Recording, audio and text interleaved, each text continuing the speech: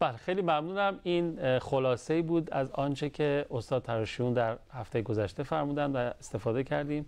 این نوبت هم قدم به چشم حقیر گذاشتن. آقا سلام، خیر مقدم. سلام علیکم و رحمت الله. بسم الله الرحمن الرحیم و الحمدلله رب العالمین. درود میفرستم بر نبی مکرم اسلام و اهل بیت آن پیامبر بزرگوار. عرض ادب و احترام هم دارم محضر بینندگان خوب برنامه، خدمت حضرت عالی، همکاران بزرگوارتون. انشالله امروز هم در خدمت حضرت عالی ما خدمت شما بتونیم نکات و مطالب قابل استفاده ای رو برای بینندگان خوبمون تقدیم بکنیم. انشالله جلسات قبل که اینطور بوده، انشالله این نوبت هم همینطور خواهد بود. من عرض کردم دو نکته رو فرمودین، احترام و اکرام فرزندان و محبت. ببینیم مقدمه شما رو بشنویم، فکر میکنم مثل همیشه بعد بریم سراغ موارد بعدی تقویت ارتباط. همونطوری که در برنامه گذشته عرض کردیم، ما اگر بخوایم کار تربیت رو شروع بکنیم، اون پایه تربیت ارتباط گیری با فرزنده. یعنی ما فرزندی که از ما فاصله گرفته باشه و دور باشه نمیتونیم روش اثرگذاری بکنیم. هرچی فرزندان به ما نزدیکتر باشن، ارتباط بهتری با ما داشته باشن، قطعا حرف شنوتر هستن، اثرپذیرترن.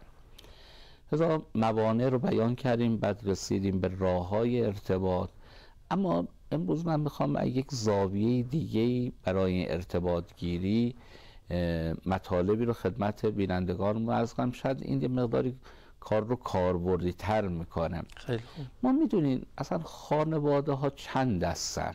ما خانواده ها رو میتونیم به طیف ها و گروه های مختلف تقسیم بندی بکنیم. برخی خانواده ارتباط خوبی میتونن با بچه هاشون برقرار بکنن، برخی هم نه. پس اجازه بدید من اول این طیف های مختلف خانواده رو که 6-7 گروه هستن بیان بکنم و بعد ورود پیدا بکنیم که ببینیم که بین اینا ما باید کدوم خانواده باشیم که اون ارتباط گیریه خوب و منطقی شکل بگیره. ما یه دسته خانواده رو داریم که خانواده های مضطربن، اضطراب دارن. مثلا دیدیم برخی مادرها خیلی تو تربیت بچه اضطرابی هن. الان دیرش نشه، الان غذا نخوره، یه مرتبه طورش نشه، الان مریض شده، یه مرتبه مشکلی براش به وجود نیاد. دائم اینا توی فضای اضطرابی دارن زندگی رو پیش میبرن و خب کم هم نیستن. میدونن اصلا این اختلالات خلقی که یکیش اضطرابه شیوع داره در بین خانواده، خصوصا در میان بانوان. البته اضطراب رو همه تجربه میکنن ولی برخی از تجربه دیگه گذشته، یعنی توش قوطه برن، دائم دارن با رفتارهاشون نشون میدن که انسانهای مضطربی هستن. اینا معمولا تو تربیت بچه هاشون موفق نیستن. یعنی اصلا شما حساب بکنید که مادری که دائم اضطراب داره آیا میتونه با فرزندش خوب ارتباط بگیره؟ آیا میتونه خوب مفاهیم رو به اون انتقال بده؟ نه. یه فضای خدمت شما عرض کنم که پرهیجان، فضای مشوش، فضای پر اضطراب. این یک دسته خانواده. یه دسته دیگه خانواده‌ای هستن که تند و پرخاشگرن. یعنی مثلا فکر میکنم همون نکاتی هم که حضرت عالی تو برنامه قبلی اشاره فرمود، فکر میکنه که الان با عصبانیت فقط میتونه کار رو پیش بره. اصلا معتقده بر اینها که من باید یه داد بزنم این حواس خودش رو جمع کنه، کارش رو انجام بده. بعد میدونیم بچه‌ای که با داد و بیداد کار انجام بده تبدیل به یه موجود بی اراده میشه. یعنی نیاز به اون داد زدنه داره. یعنی یه ماشینی که بنزین نداره هی باید هولش بده. دقیقاً. یعنی اگر هولش ندی وای میسته. بله. این داده میتونه اون رو حرکت بده. ولذا بچه‌هامون رو داد و بیدادی بار نیاریم. تو محیط خونم این داد و بیدادا رو نکنیم و بدونیم آدمای تند پرخاشگر افراد نسبت به اون رو دور میشن. لذا فرزندان نمیتونن با این پدر یا مادر ارتباط خوبی رو برقرار کنن. این لطمه رو به همون فضای محبت آمیز میزنه. برخی پدر و مادر رو کمالگران. یعنی چی؟ یعنی همه چیز تو 100 قبول دارم. 18 شدی به درد میخوره، برگشت پرد میکنم. تو کارنامه مثلا همه خیلی خوب، یه دونه خوب گرفتی، این کارنامه سوز داری، به درد نمیخوره. خب این آدمای کمالگر اصلا کنارشون زندگی کردن هم سخته.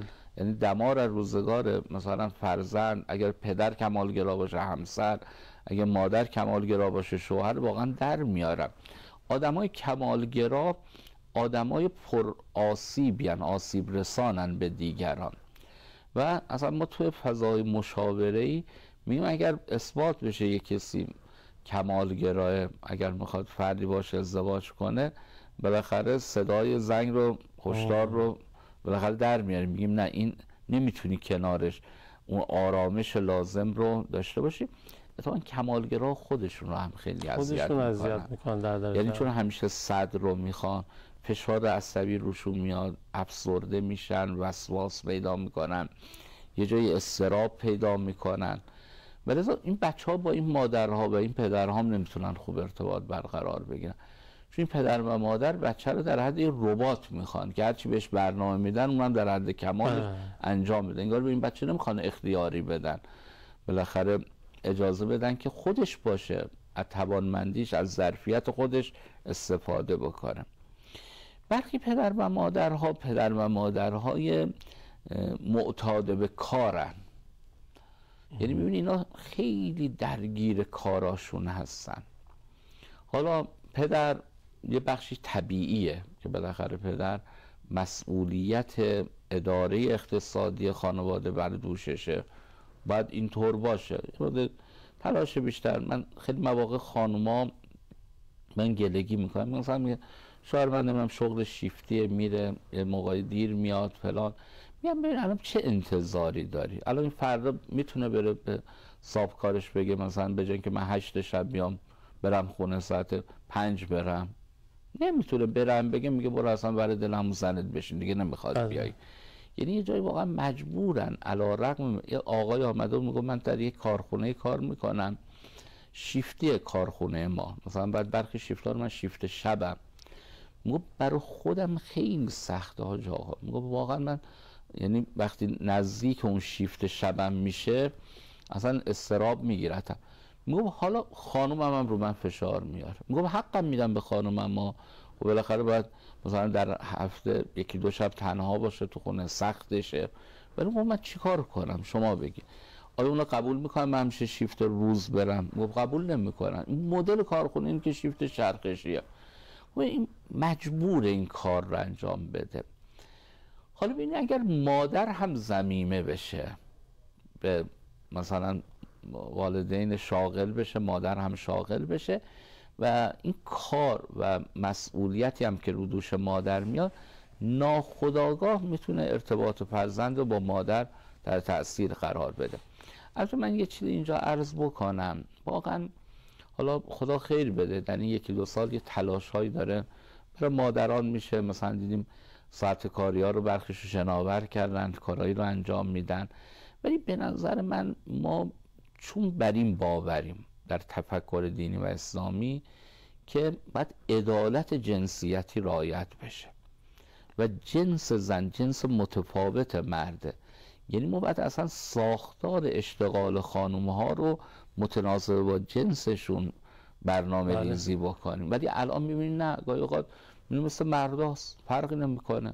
یعنی این مردی که مسئولیت اداره یک زندگی بر دوششه باید کار بکنه، دیگه تو خونه میاد نه، تو خونه استراحتی بکنه، نهاری بخوره، شامی بخوره.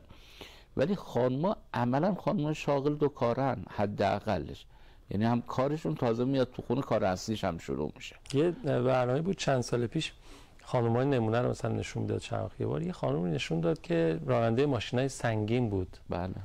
و تردد میکرد بین شهرها و کارش این بود به عنوان یه خانم مثلا برتر نمونه.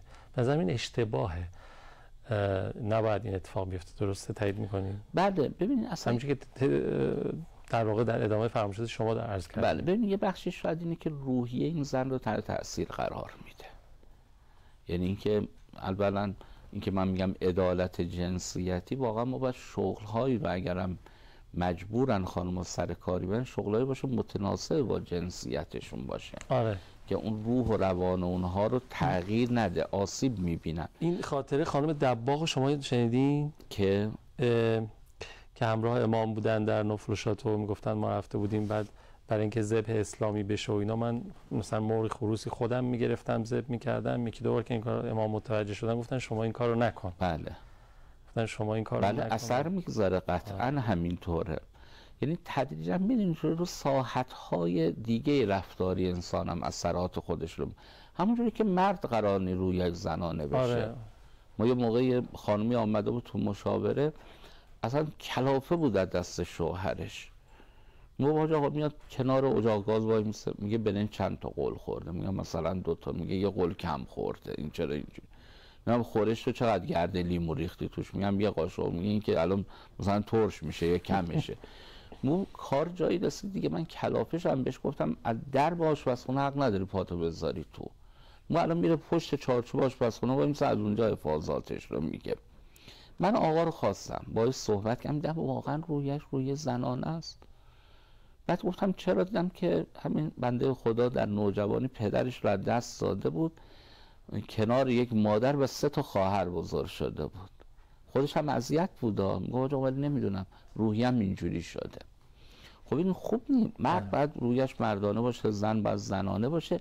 همینه که جذابشون میکنه. یعنی 2 قطب آهنربا میشن، در عین حالی که جنس آهنربا یه چیزه ولی به تعبیر من نرم افزار و قطب مثبت و منفی متفاوته که این تغییر در نرم افزار اینا رو جذب میکنه به هم دیگه. خب تا اینجا شد خانواده های مضطرب، خانواده های پرخاشگر، خانواده های معتاد کار. بله اعتیاد به کار.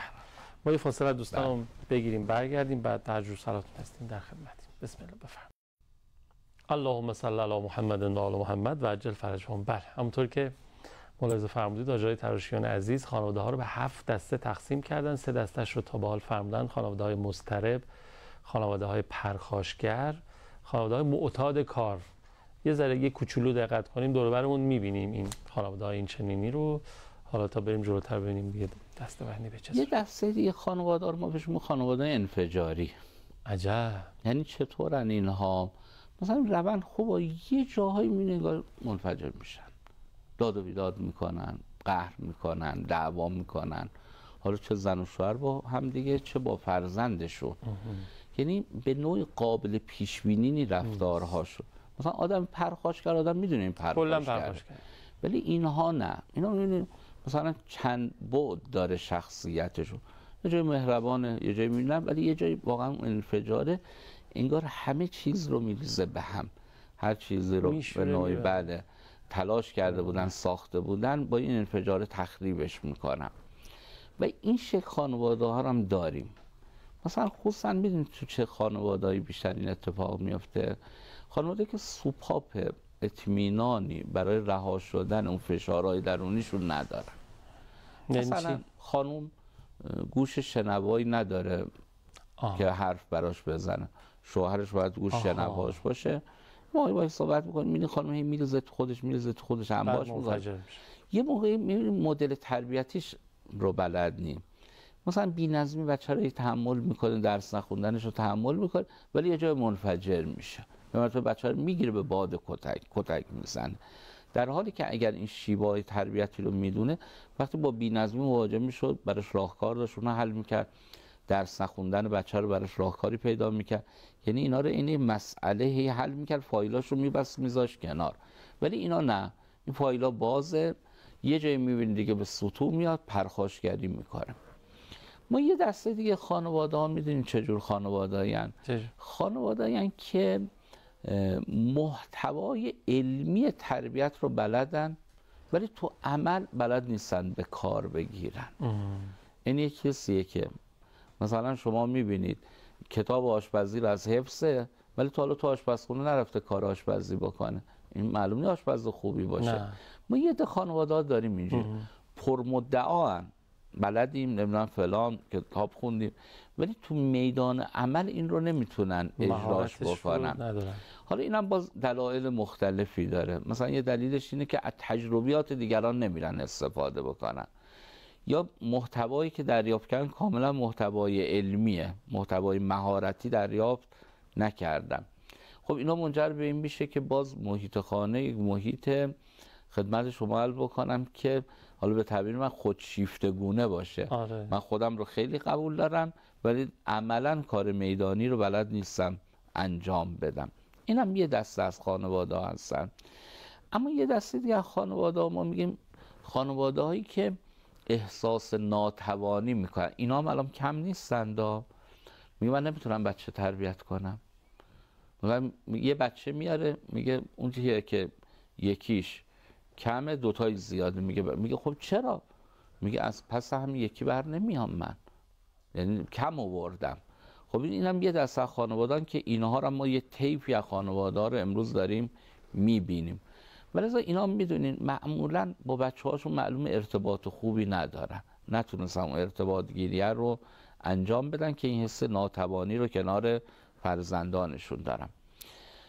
اما من بخش آخر رو بگم، میخوام حالا اون خانواده مطلوب رو بگم. ببین خانواده مطلوب ما میگیم خانواده منطقی بهش. خانواده منطقی خانواده‌ای که در کلام منطق داره، در رفتار منطق داره، در کارهای اجراییش منطق داره. یعنی همه چیزش پشتش یک منطق تربیتی وجود داره. حالا این منطقهای تربیتی هم چجوری یاد گرفته؟ یه موقعی مشورتی لازم بوده گرفته. حالا من اینجا این رو محضر بینندگان خوبمون عرض بکنم، شاید دانستنش هم خواندی لطف نباشه، یه درد و دلی هم هست.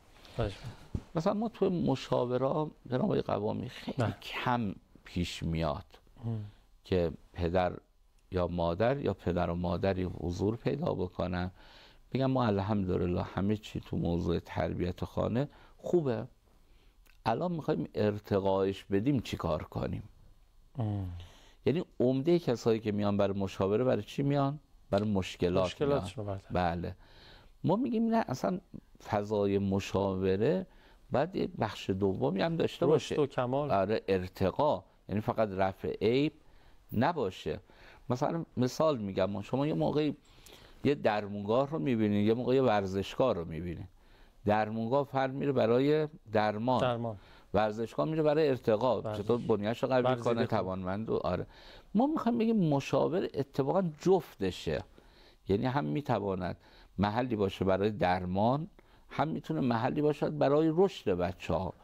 این خانواده‌های منطقی که بالاخره داریم ازشون یاد میکنیم گاهی اوقات به دنبال ارتقاءن، میره یاد میگیره، میپرسه، مشورت میکنه، ابا هم نداره. من جسارت این رو عرض میکنم، ولی میدونی یکی از مشکلاتی که امروز خیلی دامنگیر جوامع بشری این منیت هاست. یعنی موقع من سختمه بگم بلد نیستم، سختمه بگم نمیدونم. به قول اون بزرگوار میگفتن عالمی رفت سر منبر نشست، یه کسی پای منبر یه سوالی از ایشون پرسید، ایشون هم گفت اصلا دعبش همین بود، وقتی چی رو بلد نبود بلند میگفت بلد نیستم.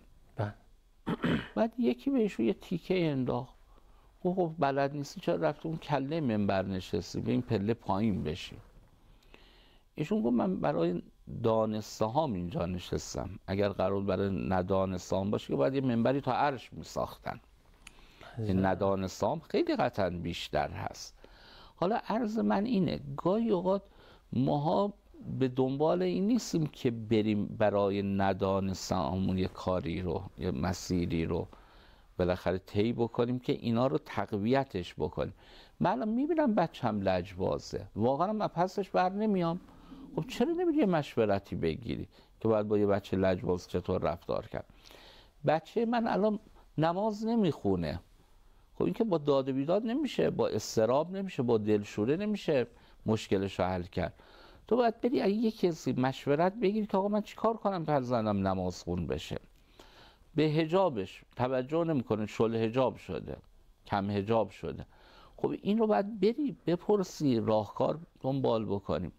یه پدری یه موقعی در همین شاید سال جدید بود به من مراجعه کرد، گفتش که من بچم خیلی وابسته به موبایل بود. با خودم گفتم من باید این مشکل حلش کنم، بچه منه. مواجه باورتون در شهر قم بود، میگفت یه مرکزی از مرکز پژوهش‌های برای آموزش پرورش کتابخانه است، قفسه بازه. میگم من رفتم اونجا، یعنی از اداره که می اومدم به خانمم گفتم من یه چند ساعتی میرم کتابخونه و اینا. من رفتم شروع کردم مطالعه کردن منابع. ما باورتون نمیشه بعد از 1-2 هفته به یه جمع‌بندی رسیدم که با این کارها الان میتونم کاری بکنم که انشاءالله بچم کمتر سراغ موبایل بره، وابستگیش کمتر. اومدم با خانمم مشورت کردیم، تو خونه اجرا کردیم این نکاتی رو که تو این سیر مطالعاتی به دست آورده بودم. چقدر خوب شد. این که میگن بالاخره مطالعه دانایی میاره، همینه. گاهی اوقات ما مطالعه نمی کنیم، مشورت نمیگیریم، بعدم میشیم یه آدمای از نگاه فرزندانون بی منطق. بعد میدونین امروز چه کلماتی رو دارن ابداع میکنن تو جوامع بشری، شکاف نسلی، فاصله نسلی، اینها همه آیه قوامی عزیز یه فیلمایی که ما داریم بازی میکنیم. شکاف نسلی چیه؟ فاصله نسلی چیه؟ ما نابلدیام رو داریم توجیه میکنیم. به قول مرحوم حاج آقای مجتهدی میگفتن که ما یه محرم داریم یه نامحرم. منو به خدا قسم این بین دیگه هیچی نیست.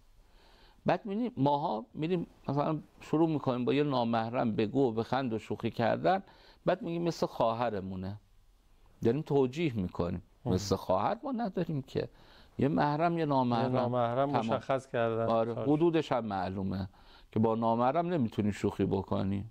خب این معلومه دیگه، ولی توجیه میکنیم. الان تو این زمینه هم همینه. الان ما پس بچه هم بر نمیاییم، میایم برچسب میزنیم شکاف نسلی، فاصله نسلی. نه بابا اینا نیست، توی بلد باش. یا نه اصلا اینا عوض شدن کلا یه جور دیگه. بله. نه خب ببینید بچه ها بالاخره زمان انسان رو عوض میکنه، ما که در این شکی نداریم. بالاخره نسل امروز غیر از نسل دیروزه، ولی آیا نسل دیروز باید همون دیروز خودش باقی بمونه؟